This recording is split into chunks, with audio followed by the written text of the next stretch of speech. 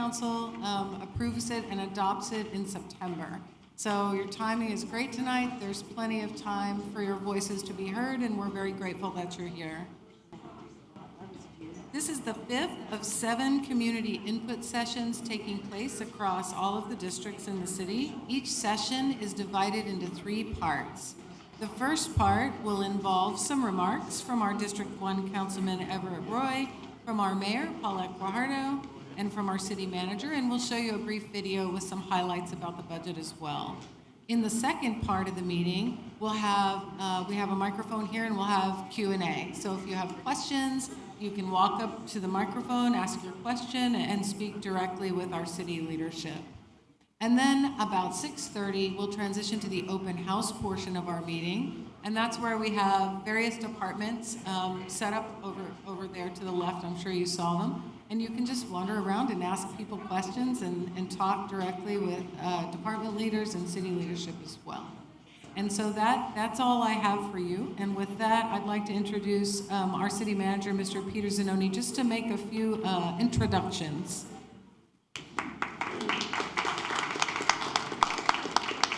All right, great. Good evening, everyone. As Elisa said, I'm Peter Zanoni, the city manager, and as she also said, I'm just going to make a few brief introductions of some of our leaders who are here. The key thing is we want to hear from you in this first half hour and then in the back of the room. So we're not going to speak too much by design, so we can let you speak and talk to us. So we do have several of our city council members here. We are in City Council District 1. And that is Councilman Everett Roy is the representative, and he's here leading the district.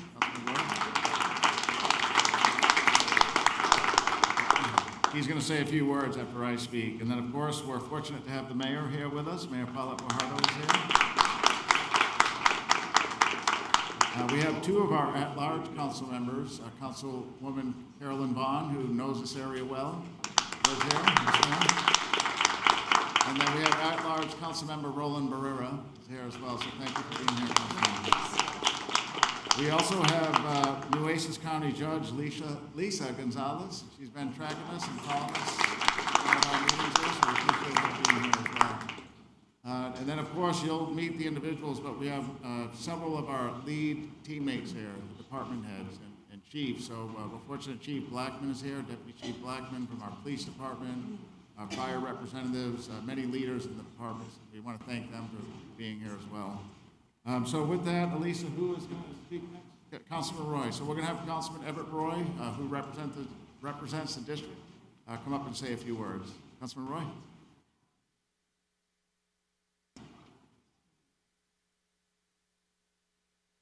Well, good evening. I'm really glad to be here. You know, this West Guth Park is probably one of my favorite places to be in District 1. You know, I live out in the Kyle Island area, and I'm so happy in terms of the improvements that we've made here. The senior citizens area is invaluable to this area, and I'm happy. The other thing is I kind of miss the libraries, because a lot of times we hold these at the library too, and I just want to remind everybody about our library here, that it's a dynamic place to meet and our kids to continue to grow. And so we're so lucky to be able to have these things in the area. You know, we added a skate park here. We have the dog park. I've been working on concerned about the pond. So we've got a well that we're putting in that's operated as solar well, which is a neat thing that Parks and Rec is working on. We're almost finished with that. Because I had a lot of phone calls from everyone talking about the lack of water and some of the ducks and birds in the area. But I'm just really blessed to be here tonight. I'm excited because this budget, we've had some challenges. We're continuing to work on it, but it's important to get your input. The community, this is not my budget. This isn't staff's budget. This is the community's budget. And there's so many things going on right now. I'll be around this evening that I can answer any questions. I did want to give also a shout out to Councilwoman Vaughn and the mayor. And I didn't see Roland. Oh, there he is. Okay. Normally he's wearing bright orange UT apparel, and he's not. He's kind of blending in there tonight.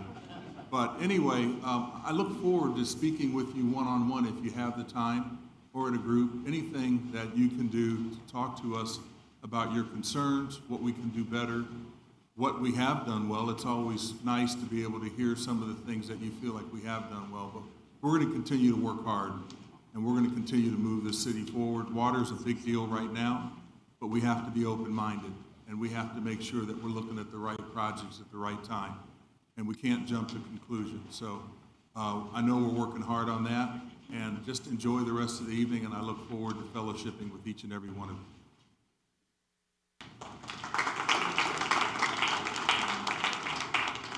Well, I'd like to go ahead. I get the privilege of introducing Mayor Paulette Guajardo.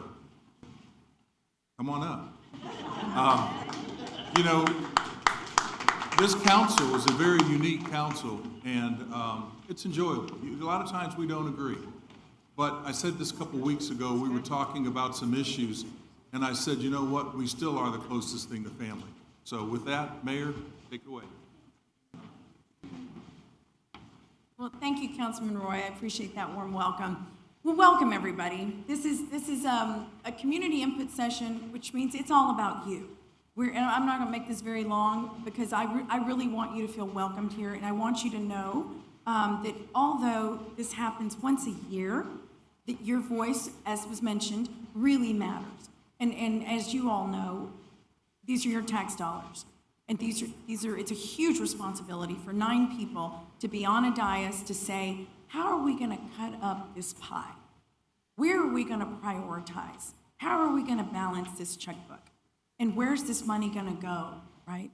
So we can't promise that every single thing you say tonight is going to be included or excluded, but I can promise you that we do have a city manager and a leadership team that works on this budget very, very hard to make certain that, number one, it's balanced, and number two, that your concerns are met to the highest degree possible.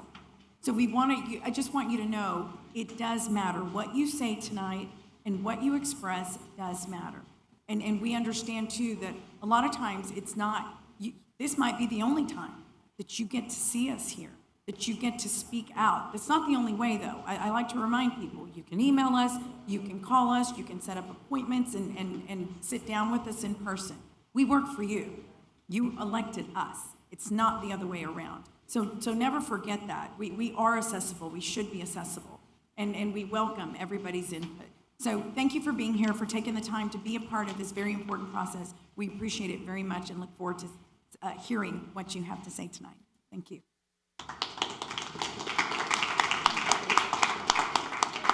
The City of Corpus Christi's proposed financial year 2025-2026 budget focuses on the essential services that support daily life and long-term progress in our city. Each year, the city develops a balanced budget through a months-long process that includes financial forecasting, internal planning, departmental review, and city council oversight. Public input is also a key part of this process.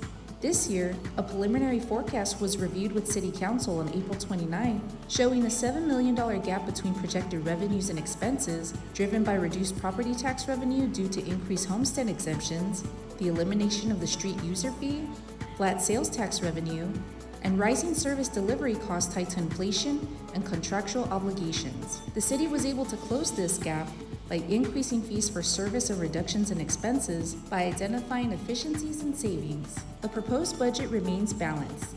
It upholds the city's strong financial standing, backed by multiple credit rating upgrades over the last 6 years and revenue gains through renegotiated industrial agreements. The fiscal year 2025-2026 proposal concentrates on 4 key areas. First, streets. Since 2019, the city has invested over $695 million in street infrastructure across all 5 districts.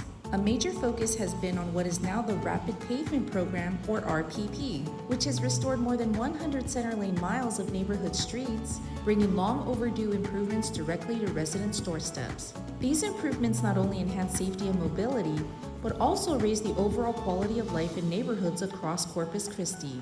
In fiscal year 2025-2026, additional funding is proposed to continue this progress, prioritizing the streets residents use every day. Second, public safety. The city has expanded police and fire staffing, opened a dedicated police training academy, and upgraded emergency response capabilities. In the last 6 years, the Corpus Christi Police Department and Fire Department have grown to over 500 police officers and 450 firefighters, the largest force in our history. In FY 2025-2026, the proposed budget includes funding for 5 additional police officer positions and 5 new firefighter positions, strengthening our ability to serve a growing community. For police, we've added patrol units, modern technology, body-worn cameras, and advanced training to enhance safety and transparency. The new Police Training Academy has strengthened recruitment and officer readiness. For fire, we've increased staffing, are actively replacing aging stations, and have invested in new fire engines, ladder trucks, medic units, and rescue equipment. Significant investments have equipped both departments with state-of-the-art gear and communication systems to keep our community safe. The proposed budget maintains support for personnel, equipment, and training. Third, water and wastewater systems. Water security remains a long-term priority for the city. The proposed budget continues to invest in improvements that ensure a reliable water supply and resilient infrastructure for the future. These investments support essential maintenance, replacement of aging systems, and planning for future growth. Recent upgrades have strengthened our capacity to deliver safe, dependable water and wastewater services. This year's proposed budget builds on that progress, supporting infrastructure modernization and planning efforts to meet the needs of a growing community. Together, these efforts form a resilient strategy to deliver reliable water access for the region. In addition, recent capital improvements have elevated the reliability and strength of our city's water systems. This year's proposed budget includes further investment to modernize aging infrastructure and support long-term capacity planning. Fourth, quality of life and community well-being. The proposed budget includes additional funding for animal care services to support shelter operations and improve service delivery. It also includes funding for a new full-time position focused on homelessness response and coordination, strengthening the city's efforts in addressing this complex issue.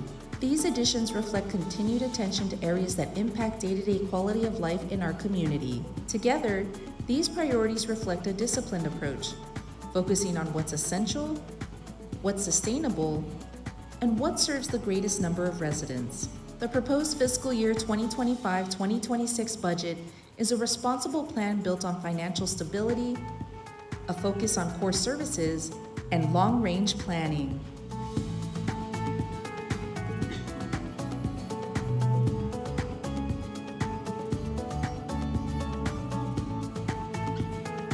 All right, great. How'd you all like that video? Right? Yeah. That was produced in-house, so our communications team did that. So we appreciate that work. Good work. Okay, so at this time, we have a microphone here in the middle of the walkway, and we ask that residents that live in District 1 get a chance to speak first. So if you live in District 1, come right on up and tell us what you think about the budget. Either you want more of something, less of something, or just general comments on the budget. As I mentioned in the beginning, we have several council members here listening. I'm here to just kind of moderate and answer some questions that you might have. And then our department heads are listening as well. So we welcome you to come on up. I think we have a 2-minute time limit or so. And so the communications team will help you to know when your time is coming to an end. Yes, ma'am. I wanted to ask about the road on Sharpsburg, off of Upper Road. It's horrible. I've asked and I've called like bunches of times, and I know I'm not the only one. And I've even asked the city if like the mayor could or any of you could drive through there in your cars, you would never drive through there again.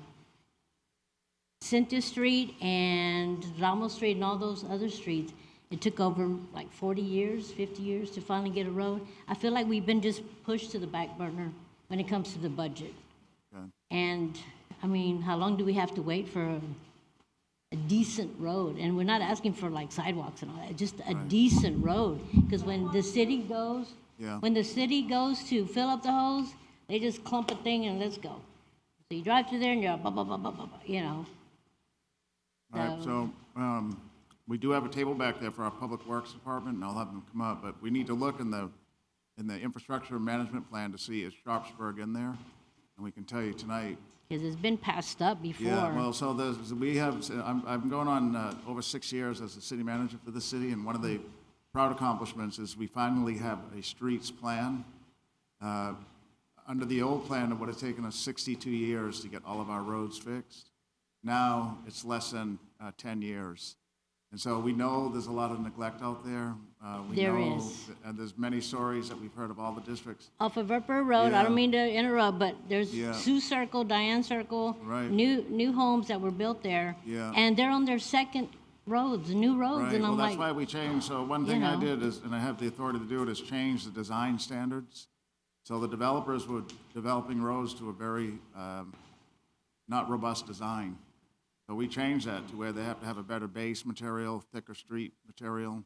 So new subdivisions now are built appropriately. So that's exactly what you're talking about is what we saw. And we said, let's change. have y'all been by there? I've driven on Sharpsburg before, and another gentleman at the beginning of the meeting before we started at 6 was telling me he had to have his front end replaced, that type of thing, so. Yeah. But let's find out is Public Works, okay, here we are.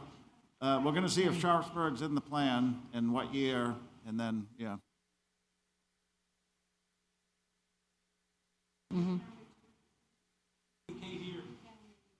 Yeah, come on up, come to the mic. Connie, one of our leads in Public Works. Connie Garcia with Public Works. So we started looking at Figueroa, that area out towards the river. We're working our way towards Sharpsburg. And if I'm not mistaken, I think CCW also has a street planned on upriver. So we're looking at that area.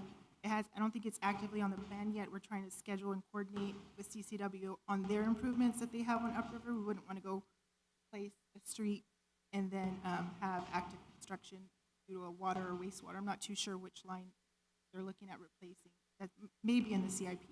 So we have,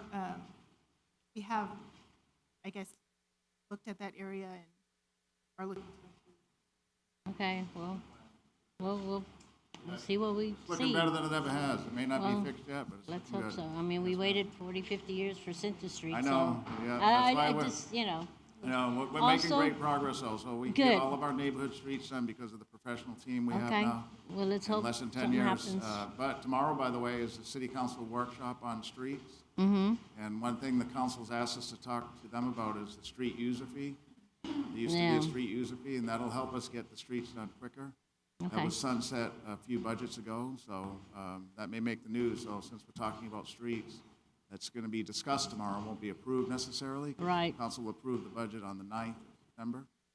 But that's something. Okay. Yeah, only the old fee I'll- was like $5 a month, so.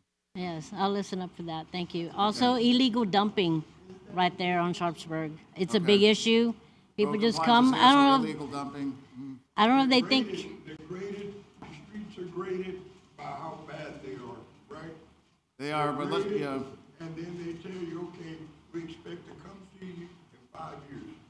good. Okay, just to keep the meeting in order here, we're going to ask, we'll speak to you, ma'am, at the end, so. I'd like Yeah. the conversation to continue. This is important. Only got 2 minutes? Well, hey, let me speak in French then. And you already How you talked to doing, me? Roy? Yeah. Man, I've been trying to tell y'all this. We're being repetitive. We're working on the same streets over and over while you could be on Sharpsburg. You're being repetitive. We don't got no inspectors. Go down McKenzie. All the manhole covers, they're uneven. Boom, boom, boom, boom. What's the use to fix the street if we didn't inspect it? We're not inspecting nothing. We need to get back to pencil and paper. You need to find cuts, get it out your pencil and your paper. So, sir, I just wanted to interject. This year, actually, I spearheaded a project on McKenzie where we got together with AT&T, and I believe if if Public Works is here, they can kind of validate that, but we worked on it. Those manholes were down low, especially as you get toward the high school. Somebody inspected them. Why? And Why did it get to that we point? repaired those. I've done these, Roy. I've done this. I've done the ADAs. Your ADAs aren't up to code. None of your ADAs down that road are up to code. And I'll make sure, You came down and they said they were gonna make Ram Morgan a 4-lane road. They went and made a 2 road. Why? Because nobody inspected it. All I want is inspectors are gonna inspect what they're supposed to be doing. and we're working, in Rand Morgan's case, that's But you already laid for 2 lanes. You were supposed to lay for 4. Yeah, the U is TxDOT. That's a TxDOT road. We work together with TxDOT on It certain roads. came out on your website that y'all were doing the 4, and y'all were gonna put the sidewalks. You wanna-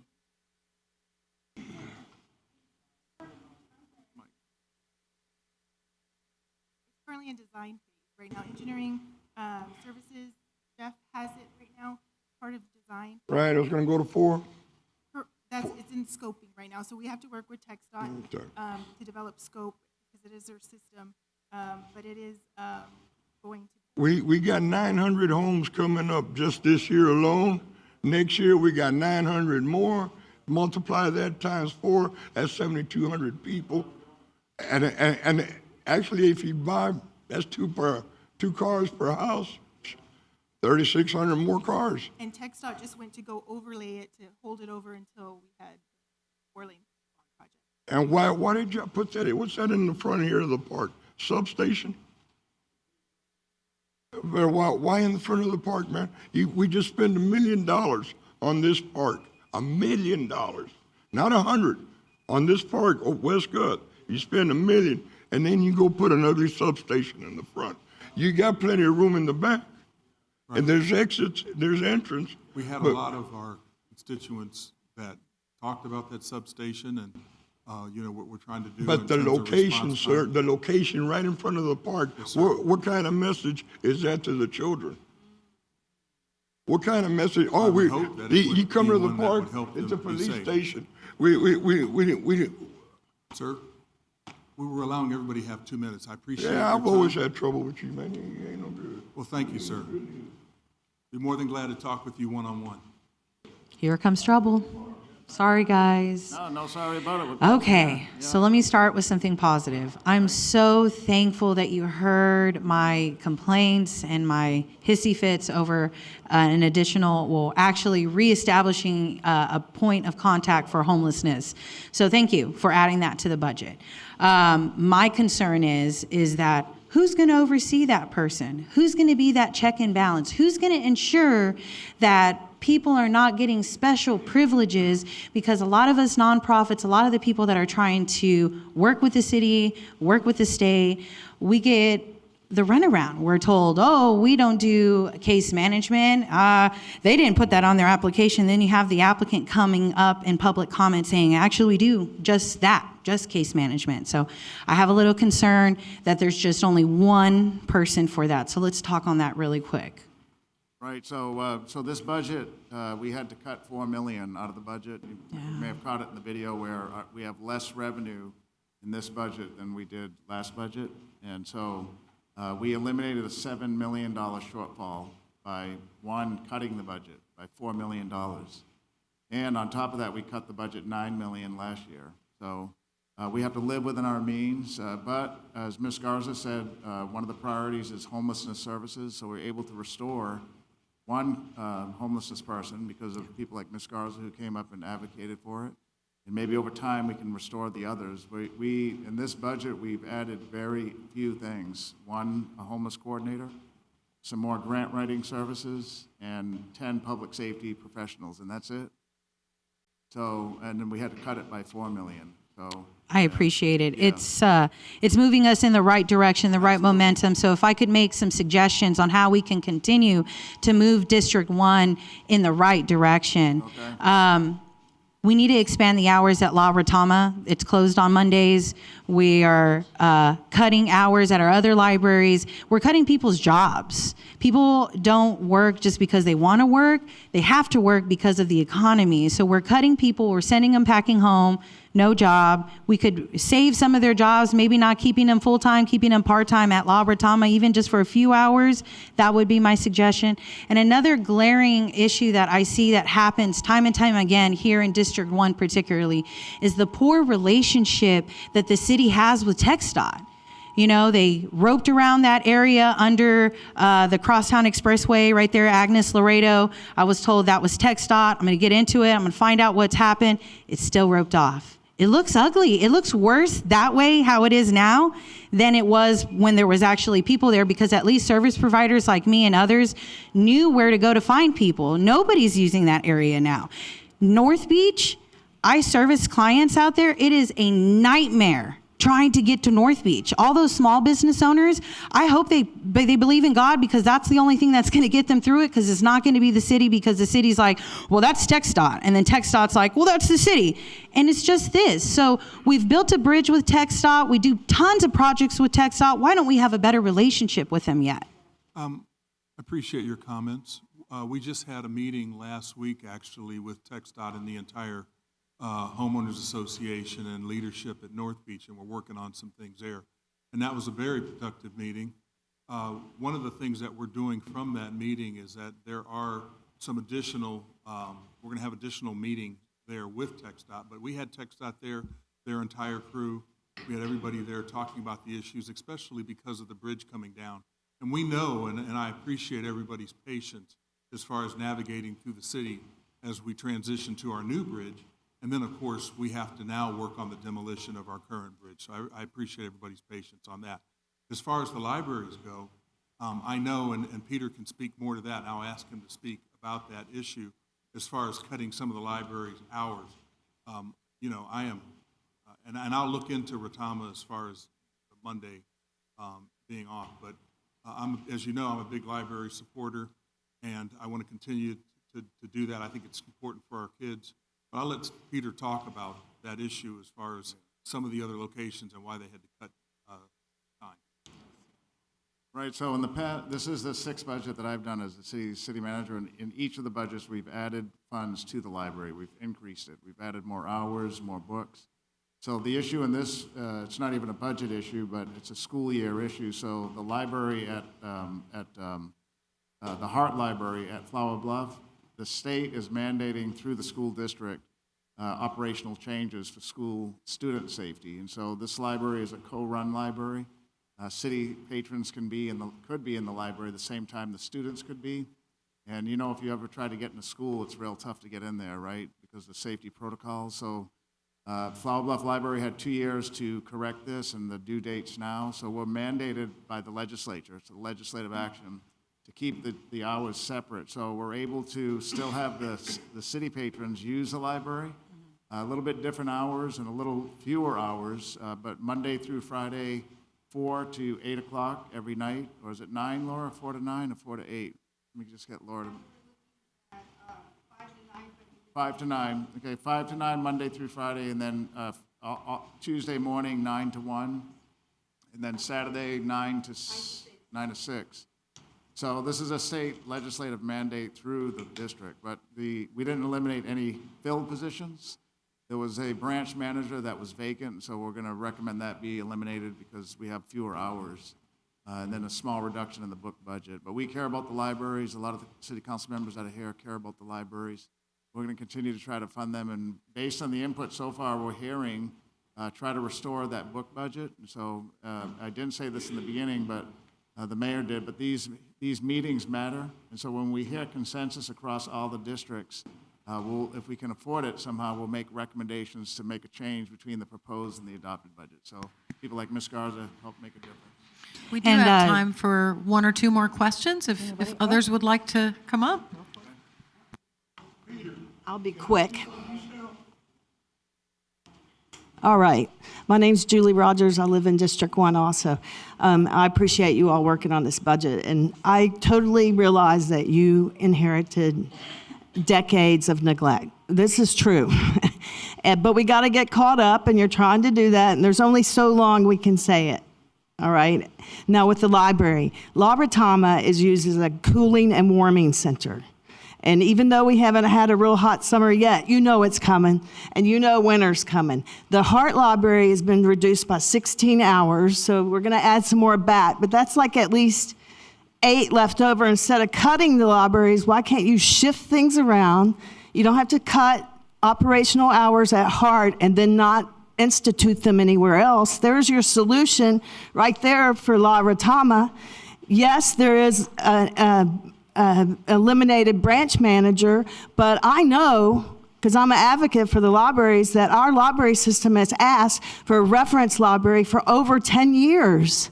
Now, why couldn't you take that funding and get them a reference library, which everyone needs? And where they're going to be? At La Retama. Right now, you've got someone at the counter that's a volunteer from Texas A&M Kingsville. They drive up here on their own to service mostly the unhoused and other poor people in our community, and other people. They direct them. I've seen them tell them how to rent a car, how to find your airplane schedule. There's an opportunity to put the homeless service there, and you got a grant writer coming out here, so good. Use that grant writer to increase our library services, please. Thank you. Thank you. Before we go take the next caller, I did want to just share with the community that recently we just passed, and we're in the process of basically remodeling and revamping La Retama. And I know that's a big project. It's going to be an important project because we're going to be able to do things like put hurricane-resistant windows in there so that it can be a very self-shelter place for seniors or anybody that wants to use that if there is some type of an event and they have to take shelter. So we just recently invested, Peter, remind me, okay, well, the generator's for another location, but what was the total amount that we're going to use to $2 million? So we're investing $2 million in La Retama to make improvements. And I'm very excited about that. Because not only is it's a beautiful building, it's something that is definitely a landmark here in Corpus Christi, and it services a lot of people. So we're really excited about that. Yes, sir. Hello, my name's Foster Carl. I made a career of water utilities for about 44 years. Matter of fact, I was director of wastewater at the city of Corpus for 34 years. And I just want to make a point. Water, as y'all know, is one of y'all's priority.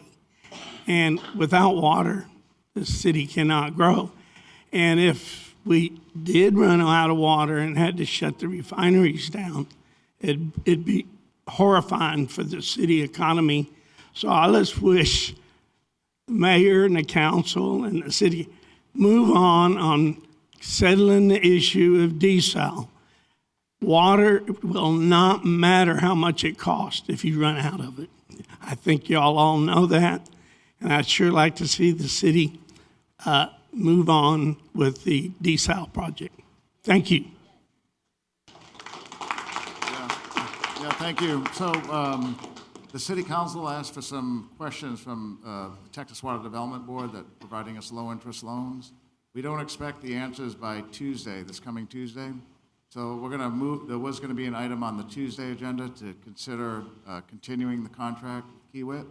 And just so you're here, you can hear it. We're going to work with the media so we get this out, but it will be considered now, not next Tuesday, but September 2nd, that first council meeting on Tuesday. Thank you. Yes, sir. Thank you. Thanks for your service. Keep on it. Yes, sir. Okay. Hi, Rebecca Perez. Hi, my name is Carla, and I am a member here of the Senior Center. We're happy, okay, so we're not going to give you any grief. Anyhow, we thank you for the extra hours you gave us last year, and we'd like to keep those. We just wanted to address the fact that we need extra funds for classes. We did have a hiccup with the construction and stuff here where we had to drive it seemed like miles through the park to get here. So we did lose some people, but they're starting to come back. I myself just got over an illness, so I haven't been here for a couple of weeks. We need funds for like CPR classes and computer programming, teaching the elderly how to use the cell phones, and instructors to help teach. Just more funding for more programs and activities. There's just things that we need here to keep our seniors doing things and interested. That's our problem here, is to get the funding to do these things. That's what they're asking for and requesting. You know, one of the things that I'm excited about, and you'll hear, and already people have mentioned about grant writing. You know, there's a lot of needs in the city. The homeless, just taking care of our seniors and our children.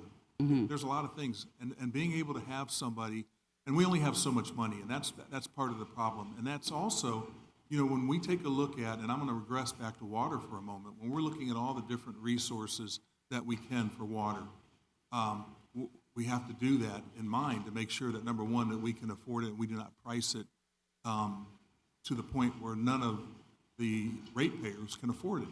That's a big concern, because if you have to pay for your water bill and go without food, that's not a good thing. So we're very concerned about that. But what I'm leaning to is that definitely I'm looking forward to adding another grant writer, because I think that programs like you're talking about and things of that nature, that fits right in with a grant writer, and I'm hoping we can get those funds. I use the example of our public safety officers, the fire department and the police. They bring in a tremendous amount of money every year through writing grants and it's just amazing. And I think as a council person, we sat there and we watched them bring this money in, these grants, and we said we need to be able to do that for the rest of the city. So I'm really excited about that, and I'm hoping that this new grant writer can start projects like that and get you guys more funds. It's difficult for us to go anywhere and do anything because, I mean, we have Medicare, but our copays are way high now to do anything. I've had 2 MRIs in 2 weeks, and it was $370 out of my pocket, which I couldn't afford. But I had to do it. So we eat here. Yes. We do things here. We socialize here. I am a senior. And she's a volunteer. We have volunteers here. We don't have AC in our house during the day. We come here, you know, we come here to be comfortable. And so that's that's our thing. And you know, the wonderful thing about it is I hear not only from the people that work here as volunteers, but I hear from the community about how important this center is. And I want to make sure that we do everything we can to keep it going. So I appreciate you volunteering, and we'll definitely do whatever we can. It's important. Yes, it is very important. Keep things going and make sure that you're funded. Thank you so much. We appreciate it. Thank you so much, Thank you. Yeah, can I just say a couple things too on the senior center? Can all the seniors that use this senior center raise your hands just so we can see? I think it's quite right. Yeah, that's great. Okay. Yeah. I'll tell you what, we've been across the city, but this is one of the best parks and best senior centers, so you're all fortunate to live in this area to be able to use this. Robert Dodd is here, our Parks Director, and I don't have it off the top of my head, but a couple of improvements that we're doing in the park includes a well that's being drilled to provide water for the duck pond. That was a big issue that we almost ran out of water in that duck pond, but we're drilling a well. And we'll never run out of water. We'll just put that well water in the duck pond. Before we use fresh, potable water, which we don't have a lot of supply of today. So that well project's coming along nice. And then the gentleman did speak of the police substation, but this is a huge upgrade for the region, for this area. And we're for it. Yeah, it's about we need protection for our seniors. Absolutely. It's a $6 million police substation, and it was built in the backside of the park where there was some old storage buildings, metal buildings, and it's going to be a beautiful facility. And there'll be police presence here in this park around the clock and in this neighborhood.